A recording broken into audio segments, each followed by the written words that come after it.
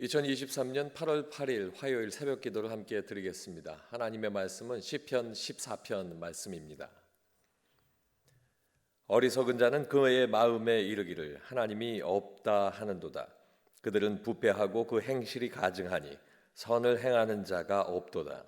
여호와께서 하늘에서 인생을 굽어 살피사 지각이 있어 하나님을 찾는 자가 있는가 보려 하신즉 다 치우쳐 함께 더러운 자가 되고 선을 행하는 자가 없으니 하나도 없도다.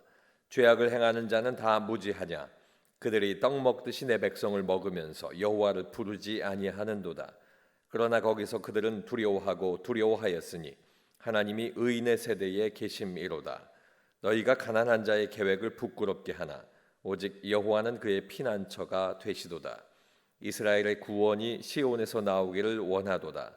여호와께서 그의 백성을 포로된 곳에서 돌이키실 때에 야곱이 즐거워하고 이스라엘이 기뻐하리로다. 아멘.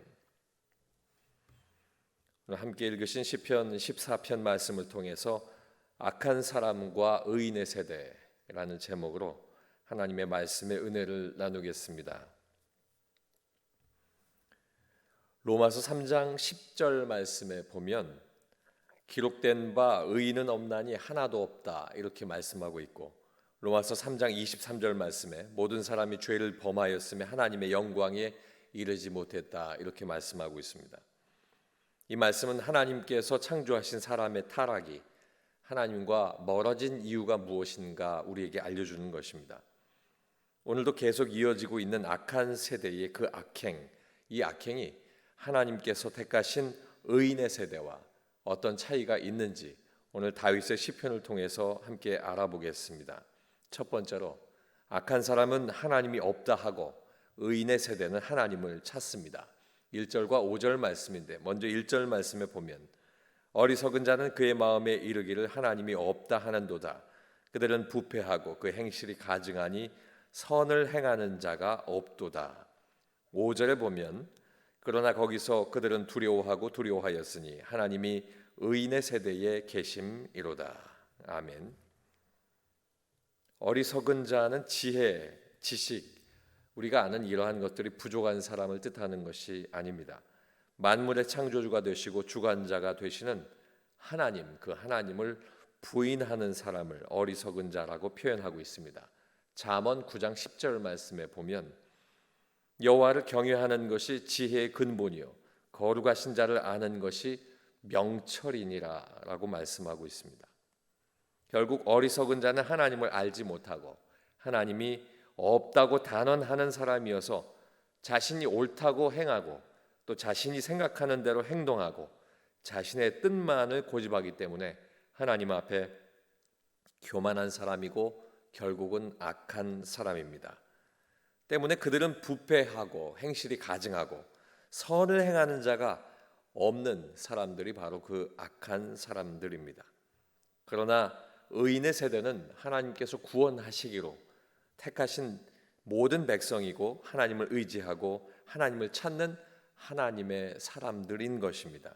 히브리서 11장 6절 말씀에 보면 믿음이 없이는 하나님을 기쁘시게 하지 못하나니 하나님께 나아가는 자는 반드시 그가 계신 것과 또한 그가 자기를 찾는 자에게 상 주시는 이심을 믿어야 할지니라 이렇게 말씀하고 있습니다. 이것처럼 믿음의 사람들, 하나님을 찾는 사람, 하나님 택하신 사람, 하나님을 향하여 그 믿음을 둔 사람들입니다. 때문에 하나님께서 의인의 세대는 하나님 택하신 사람이기 때문에 하나님이 살아계심을 인정하고 하나님을 찾으며 하나님께서 말씀하신 그 뜻을 따르기 위해 애쓰는 사람들인 것입니다. 악한 사람은 하나님이 없다 하고 의인의 세대는 하나님을 찾습니다. 두 번째는 악한 사람은 심판받고 의인의 세대는 보호를 받습니다.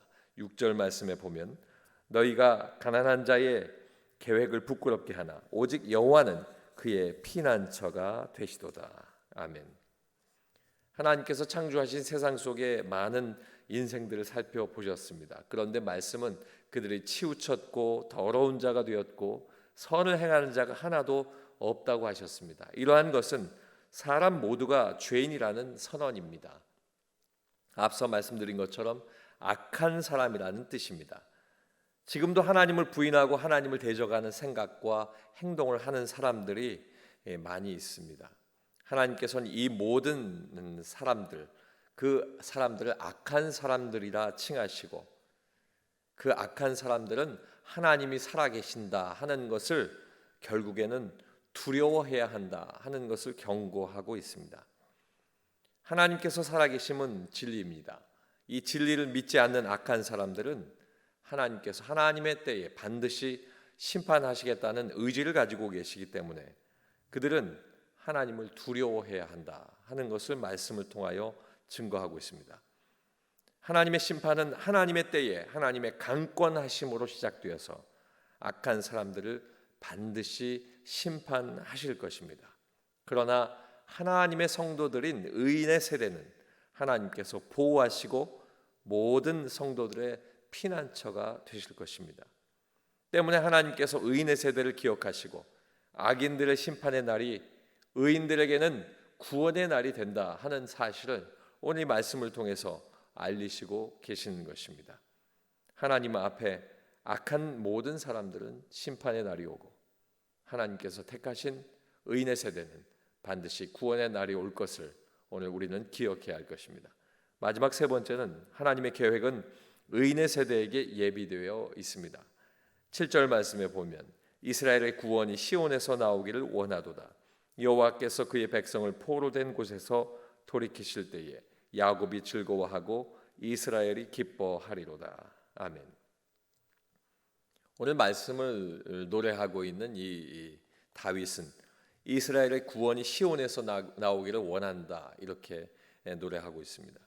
시온은 하나님의 임재를 뜻하는 하나님의 궤가 있는 곳이고 또 예루살렘을 뜻합니다. 이스라엘의 구원은 오직 여호와 하나님에게서만 나올 수 있다 하는 믿음의 고백인 것입니다.